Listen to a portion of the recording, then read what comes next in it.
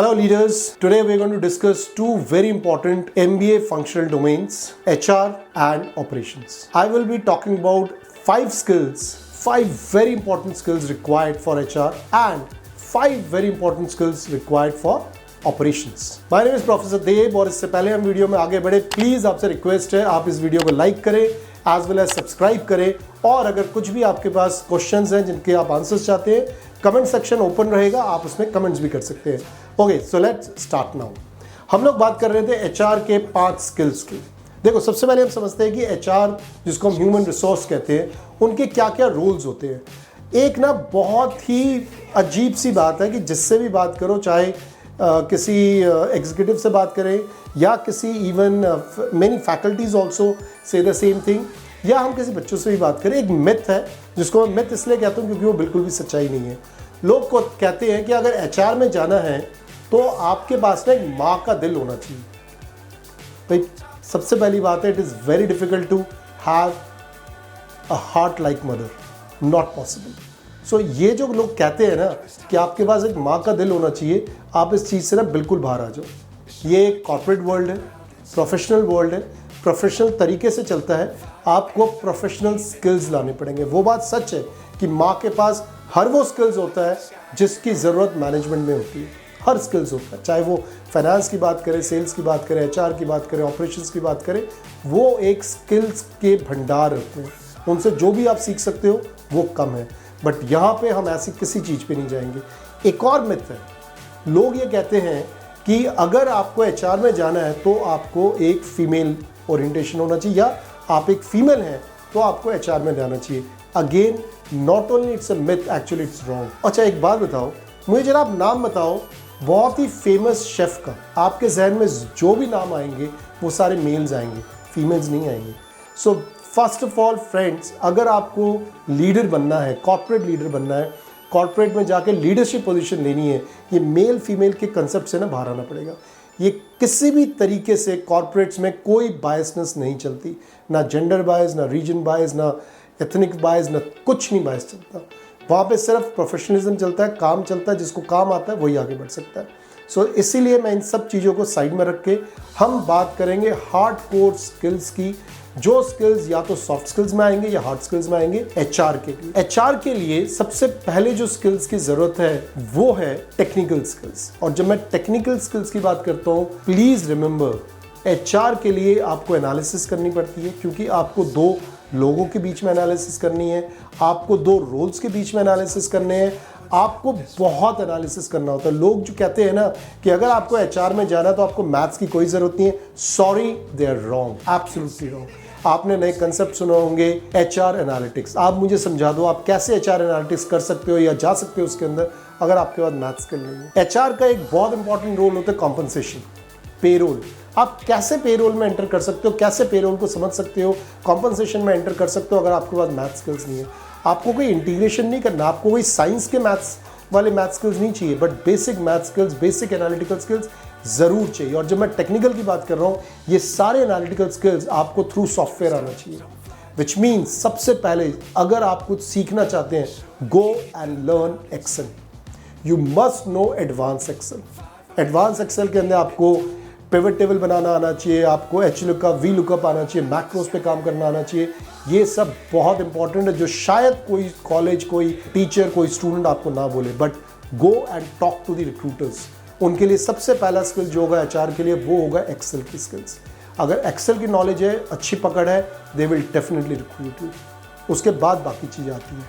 सो मेरे हिसाब से जो सबसे पहला स्किल एचआर में ज़रूरत है वो है टेक्निकल स्किल्स। और टेक्निकल स्किल्स के अंदर मैथमेटिकल और एक्सेल, या इसके थ्रू अगर कोई सॉफ्टवेयर भी आते हैं, कई सॉफ्टवेयर होते हैं, आपको उन स्किल्स को एक्वायर करना जरूरी। सेकंड स्किल में जाने से पहले मैं आपको बताता हूँ कि एचआर के रोल्स क्या होते हैं। जैसे हमने एचआर के रोल्स डिस्कस करे कि आपको कॉम्पनसेशन में एंटर करना है, आपको पेरोल में एंटर करना है, एनालिटिक्स में आप जा सकते हैं। उसी तरीके से एचआर का एक रोल होता है जिसको हम रिक्रूटमेंट एंड सिलेक्शन कहते हैं। आपको एक टीम रिक्रूट करनी है, आपको एम्प्लॉयज़ रिक्रूट करने हैं। उस रिक्रूटमेंट के लिए आपको जेडी बनाने हैं, जेडी समझना है। JD is job description. आपको समझना है जेडी को, आगे जाके उसको आपको प्रमोट करना है in various medium. Social media में भी आप प्रमोट कर सकते हैं, आप जाके उसको लिंक्डइन में प्रमोट करना होता है। इवन naukri.com वगैरह ऑलरेडी बहुत सारे साइट्स हैं जिनके थ्रू आप जेडी को प्रमोट करके आप अपने पास एप्लीकेशंस मंगा सकते हैं। अब आप सोचो जेडी को लिखना भी आपका काम है, सो इसलिए कम्युनिकेशन स्किल्स यहाँ पे बहुत नेसेसरी है। और इस कम्युनिकेशन स्किल्स में मैं स्पेसिफिक बोलूँगा कि इंग्लिश कम्युनिकेशन स्किल्स बहुत ज़रूरी है एचआर के लिए। देखो, आप अगर मेरे मार्केटिंग का आपने वीडियो देखा होगा या कोई और वीडियो देखा होगा जिसमें मैंने कम्युनिकेशन स्किल्स की बात जब भी करी है, मैंने इंग्लिश एज ए लैंग्वेज नहीं करी। बट एचआर में yes, English as a language communication skills must है, क्योंकि आपको जॉब डिस्क्रिप्शन बनाने हैं और आपको प्रोसेसेस भी लिखने हैं, आपको बहुत सारे प्रोसेसेस लिखने हैं। तो इसलिए English as a communication skills बहुत ज़रूरी है। एचआर में क्या होता है कि आपको ना लोगों से बहुत बात करना पड़ता है, आपको उनको मोटिवेट करना पड़ता है, आपको सुनना भी पड़ता है, जो वो कह रहे हैं वो आपको सुनना भी पड़ता है। आपको एम्पैथी और सिंपैथी वाले जो दो वर्ड्स हैं इनके बीच में डिफरेंस पता होना चाहिए। सिंपैथी हर कोई करता है, आपको एम्पैथी में जाना पड़ेगा। और जब भी हम एम्पैथी की बात करते हैं, एक मैंने आपको बताया कि कम्युनिकेशन स्किल्स की ज़रूरत है, जहाँ पे आपकी लिसनिंग स्किल्स बहुत अच्छी होनी चाहिए।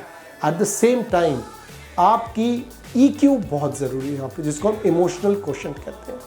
आपको इमोशनली टच होना पड़ेगा, आपको इमोशनली इंटरेक्ट करना पड़ेगा अपने एम्प्लॉयज़ के साथ, क्योंकि किसी को प्रमोशन मिलता है, किसी को नहीं मिलता है, किसी के साथ कुछ भी प्रॉब्लम्स हो सकती है। आप देखो, जब हम बड़े होते हैं, जब हम बड़े कंपनीज में काम करते हैं, कॉर्पोरेट्स में काम करते हैं, बहुत प्रॉब्लम्स आती हैं वहाँ पे।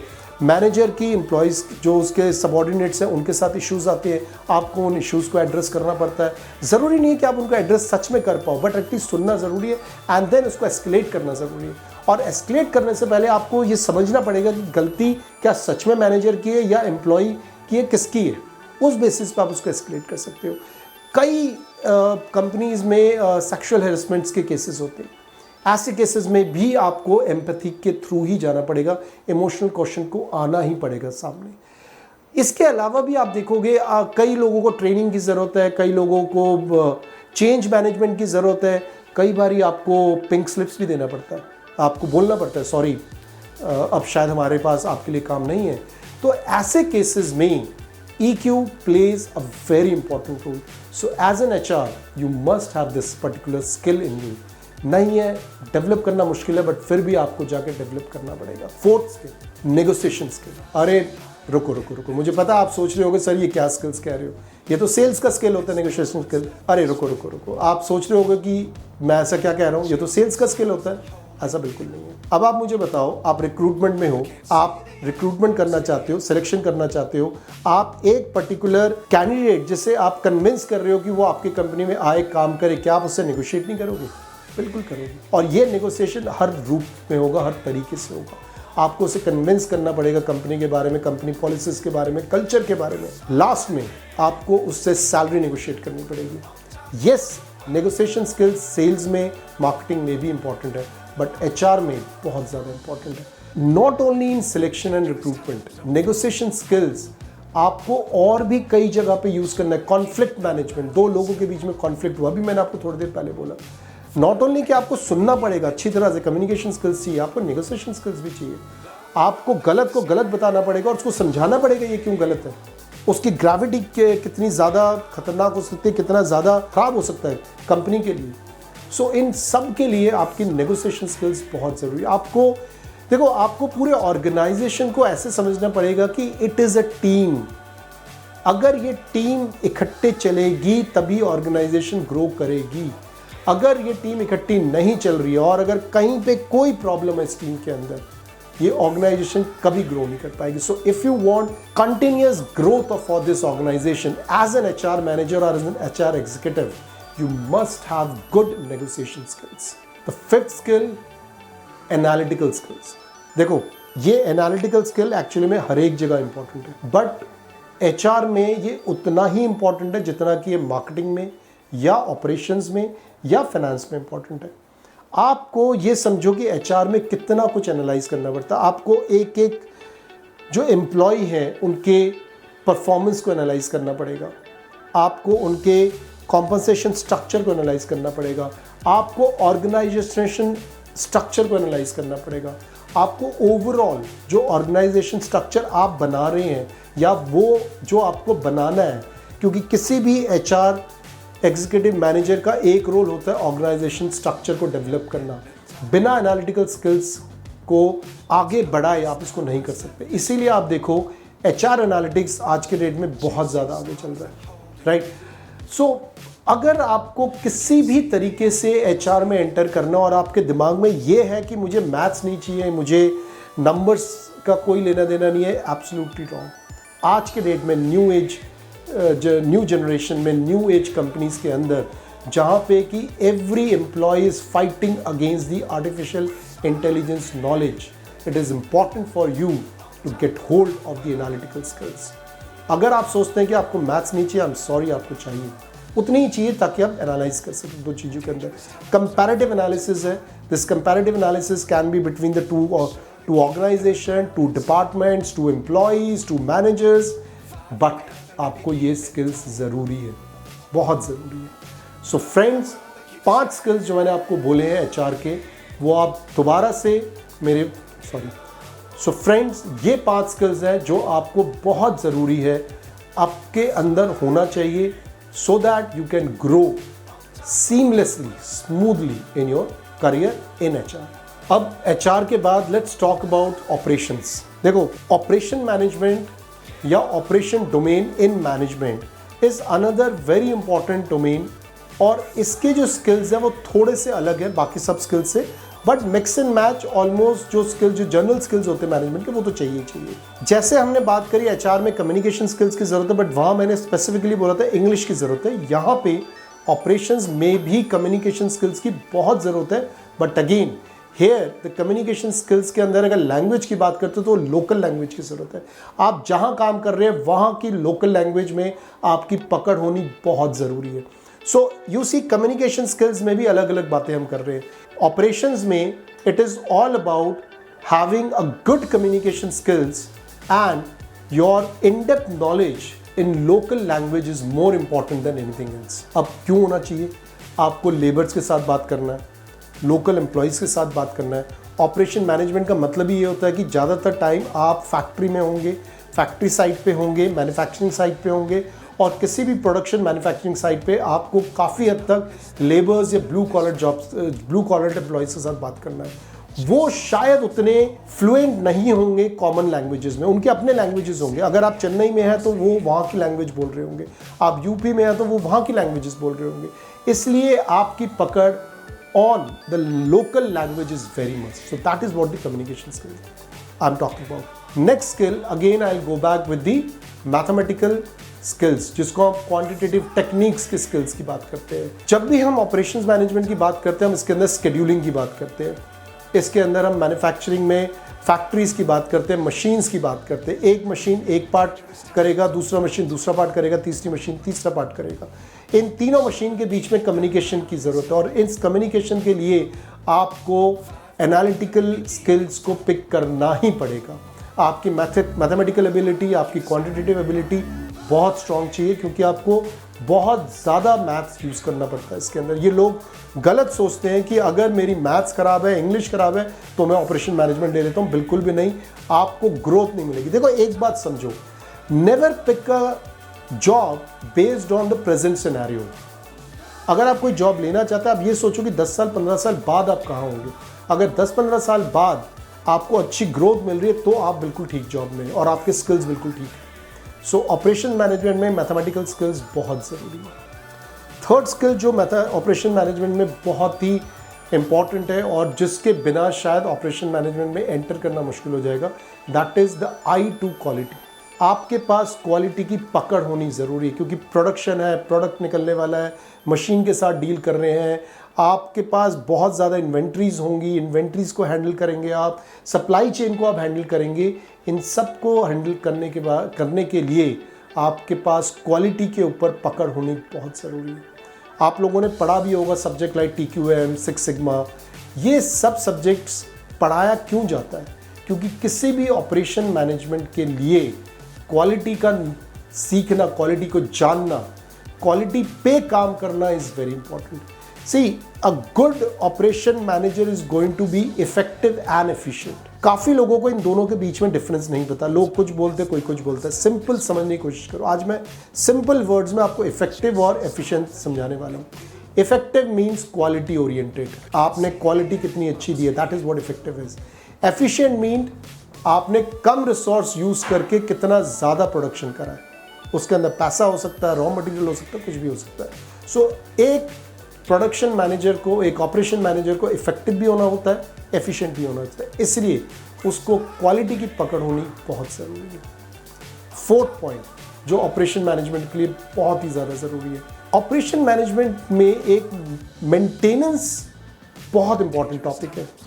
बहुत पैसा बचता है अगर हम प्रॉपरली एक फैक्ट्री की मशीन्स की मेंटेनेंस में एंटर करते हैं तो। और मेंटेनेंस के लिए ऑपरेशन मैनेजमेंट में जो भी काम कर रहा है उस पर्टिकुलर जगह पे, उसको टेक्निकल होना ज़रूरी है। अब ये टेक्निकल जो मैं कह रहा हूँ ये डिपेंड करता है factory to factory, company to company, organization to organization. आप किसी ऐसे मैन्युफैक्चरिंग यूनिट में हैं जहाँ पे कि इलेक्ट्रिकल सप्लाई ज़्यादा होते हैं, या आप उस मेंटेनेंस को लेना चाहते हैं जिसमें इलेक्ट्रिकल इक्विपमेंट्स हैं, तो आपकी इलेक्ट्रिकल नॉलेज ज़रूरी है। सिमिलरली कुछ और मैकेनिकल इक्विपमेंट्स हैं जिनको आपको मेंटेन करना, आपको मैकेनिकल नॉलेज की ज़रूरत है। सो ऑपरेशन मैनेजमेंट के लिए काफ़ी हद तक देखा गया है जो लोग टेक्निकल होते हैं, इंजीनियर्स होते हैं, उनको थोड़ा सा बेटर प्रेफरेंस मिलता है। और वो कारण सिर्फ यही है कि आपको काफ़ी टेक्निकल डेप्थ में एंटर करना पड़ता है। आप मशीन से काम ले रहे हैं, आपकी जो इक्विपमेंट्स हैं, मशीन्स है, these are all technical, these are all mechanical. तो आपको जब तक इसकी नॉलेज नहीं है आप एंटर नहीं कर पाओगे। लास्ट जो स्किल है जो बहुत इंपॉर्टेंट, अगेन मैं बोलता हूँ, जिसके बिना शायद आज के डेट में ऑपरेशन मैनेजमेंट कंप्लीट नहीं होता। ये स्किल कोई इंटरनल स्किल्स नहीं है, ये आपको एक्वायर करना पड़ेगा, और ये स्किल है सप्लाई चेन मैनेजमेंट का। आपको थॉरो नॉलेज होनी चाहिए सप्लाई चेन मैनेजमेंट की, लॉजिस्टिक्स की, आपको प्रॉपर नॉलेज होनी चाहिए ट्रांसपोर्टेशन की, आपको प्रॉपर नॉलेज होनी चाहिए टैक्सेशन की, आपको बहुत अच्छी नॉलेज होनी चाहिए लोकेशन की। ये जो सब कुछ मैं बात करूँ, सब कुछ सप्लाई चेन मैनेजमेंट के अंदर आ जाता है। अगर आपको ऑपरेशन मैनेजमेंट में आगे बढ़ना है, आप प्लीज़ सप्लाई चेन मैनेजमेंट की बुक्स उठाइए, लॉजिस्टिक्स की बुक्स उठाइए, पढ़ना स्टार्ट करिए। इससे पहले जो मैंने स्किल्स की बात करी है वो काफ़ी हद तक सॉफ्ट स्किल्स और टेक्निकल स्किल्स मिले जुले थे, बट ये जो स्किल है जो सप्लाई चेन मैनेजमेंट है, ये स्किल आपको पढ़ के ही आएगा, ये नेचुरली नहीं आएगी। So that's it, thank you. आप प्लीज़ मेरे चैनल में जाइए, सब्सक्राइब करिए, लाइक करिए और कमेंट्स जरूर छोड़िए। अगर आपके पास कोई भी क्वेश्चन है, कुछ भी जानना चाहते हैं, अगर मैं उसको आंसर कर पाया, I would be the most happiest person. Please go to my channel and subscribe it. Thank you.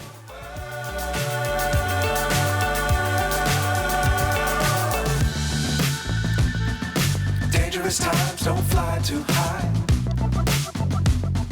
Be sure to keep the ground in sight. Fly forever.